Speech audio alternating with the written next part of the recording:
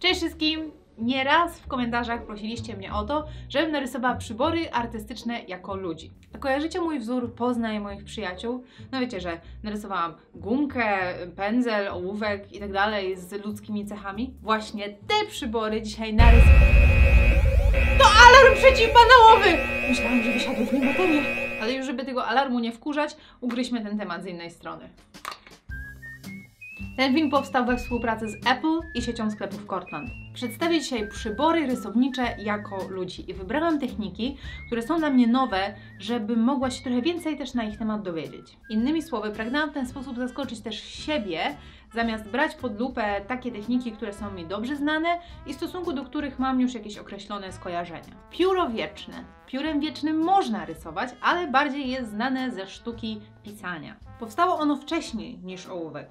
Była to zaostrzona z jednej strony trzcinowa rurka, a do końca XVIII wieku najbardziej popularne były pióra gęsie, których największą wadą była konieczność częstego ścinania końcówki, żeby miała taki stożkowy kształt umożliwiający pisanie. W dzisiejszych czasach najbardziej popularne są długopisy, aczkolwiek pióra nadal są zalecane dla osób, które uczą się pisać. Czemu? Trudniej się nim posługiwać, więc trzeba się o wiele bardziej przyłożyć. Skupić na kształcie pojedynczych liter, czasem zwolnić tempo notowania i też wyćwiczyć prawidłowy chwyt, bo niewłaściwie trzymane pióro po prostu nie będzie pisać. I takie pisanie piórem później skutkuje tym, że ma się piękne, staranne pismo. Nasze pióro wieczne w męskiej postaci ma ukazać właśnie tą cechę, czyli nauczanie, bo ma uczyć jak ładnie pisać. I tutaj wyobraziłam go sobie jako wykładowcę na uczelni. O, jeszcze elegancję i staranność. Dlatego ma taką tutaj koszulę i stylowy płaszcz. Ale na końcu dorysuję mu jeszcze pewne ozdobniki, bo skoro mówimy o piórze, to oczywiście musimy też powiedzieć o kaligrafii, czyli o umiejętności pięknego, poprawnego i starannego pisania. Kaligrafia to zarówno użytkowe pismo odręczne, jak i pisanie ozdobnych liter. Historia pięknego pisma jest prawie tak samo długa, jak historia samego słowa pisanego. Pewnie dlatego kojarzy mi się ze starymi rękopisami albo pięknymi listami z XIX wieku.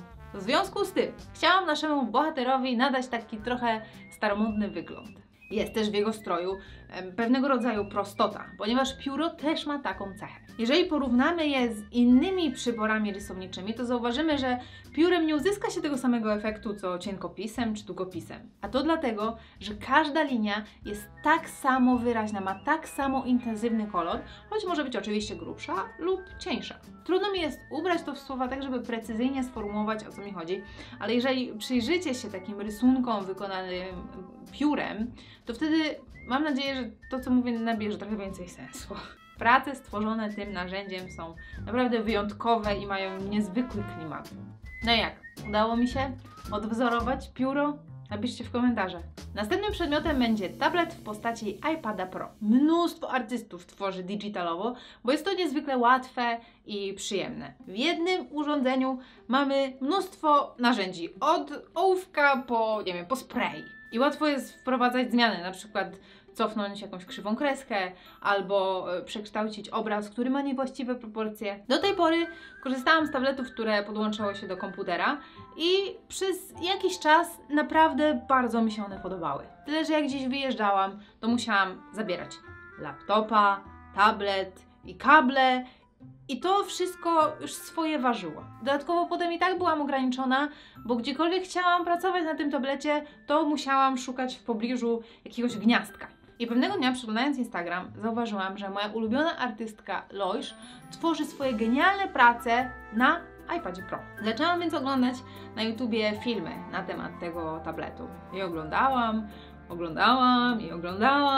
aż w końcu postanowiłam, że chcę go przetestować. Pojechałam więc do Cortlandu, autoryzowanego sklepu Apple, żeby zobaczyć na własne oczy ten sprzęt. Obsługa była bardzo miła i nawet zdradzili mi ciekawe funkcje, o których wcześniej nie wiedziałam. Na przykład, że możesz przesłać błyskawicznie plik z jednego urządzenia Apple do drugiego za pomocą AirDrop. Dowiedziałam się wtedy, czym się różni iPad Pro od innych tabletów. Jest on specjalnie zaprojektowany dla artystów. Wobec czego ma super dokładny, czuły ekran, który jest świetnie zgrany z rysikiem. W stosunku do wielkości sprzętu wyświetlacz zajmuje większą powierzchnię i nie ma takich szerokich ramek. Dodatkowo pokazano mi klawiaturę, która jest jednocześnie etui ochronnym. I odpowiedzieli na wszystkie moje pytania. Wszystkie. I odkąd mam tego iPada, to dosłownie wszędzie z nim chodzę. Już nawet nie potrzebuję laptopa, wobec czego dałam go moim rodzicom. Poza tymi funkcjami, o których już przed chwilą powiedziałam, myślę, że ważne jest, abym powiedziała, czemu przerzuciłam się na nowy sprzęt. Na poprzednich tabletach, które podłączałam do komputera, rysowało mi się dobrze. Naprawdę, było ok. Ale niemal za każdym razem, kiedy miałam siadać do rysowania, automatycznie mi się odechciewało, ponieważ zawsze był jakiś problem. A to jakiś kabel był źle podłączony, rysik nie działał, ekran nie działał, trzeba było uruchamiać komputer od nowa, no zawsze był jakiś problem. Sprawa wydaje się błaha, ale to naprawdę w jakiś sposób oddziałuje na człowieka, że potem powstaje taka niewidzialna bariera obronna przed tym, żeby zasiąść do tego sprzętu. No a teraz przy iPadzie 3 kliknięcia i już. Nie ma żadnego problemu i mogę go zabierać ze sobą wszędzie, gdzie tylko chcę.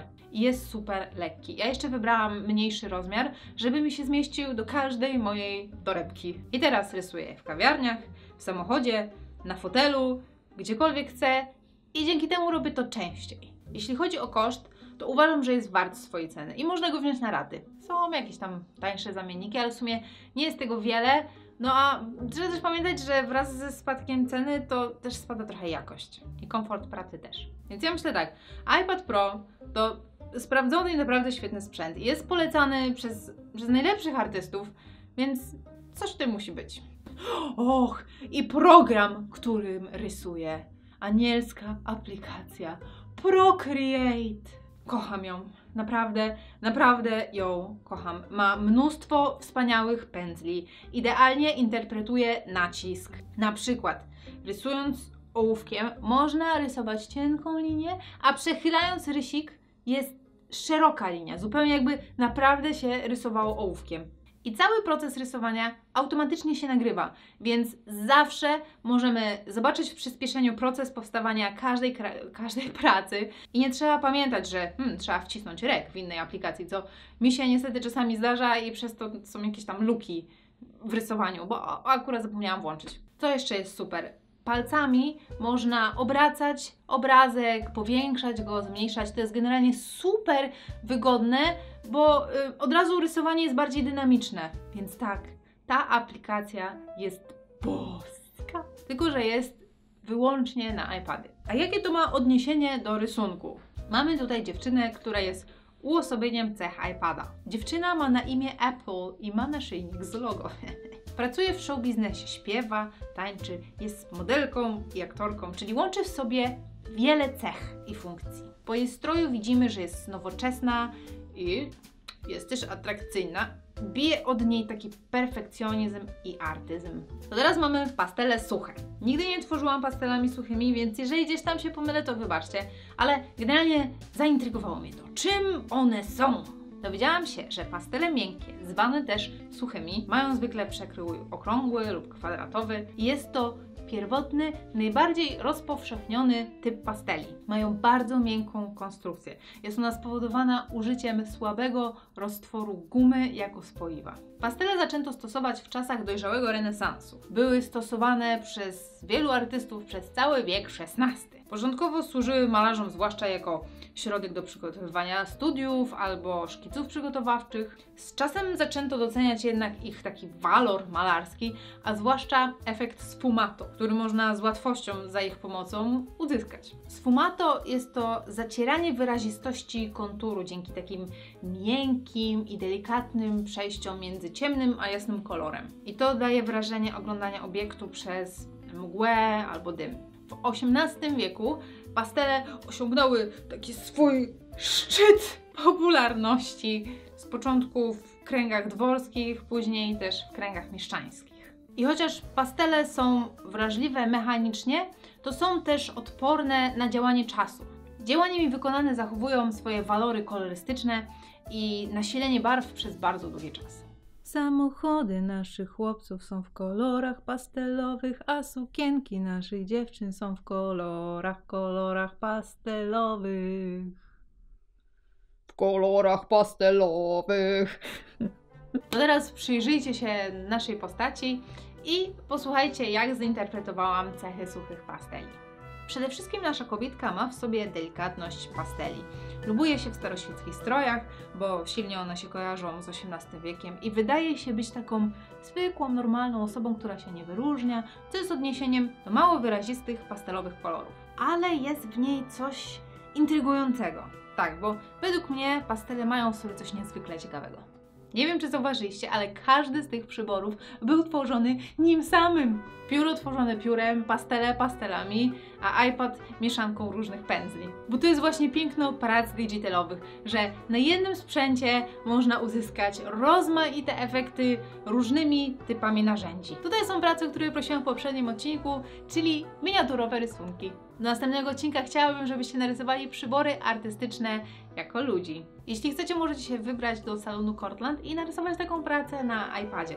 Możecie też wypożyczyć taki iPad, jaki ja mam, i szczegóły znajdziecie w linku w opisie. Możecie też oczywiście stworzyć pracę na kartce albo na takim tablecie, jaki posiadacie. Rysunki wysyłajcie na e-mail olsikowa@gmail.com. Nie zapomnijcie się podpisać, a my widzimy się za tydzień w czwartek o 17:45. Trzymajcie się i pa pa pa pa!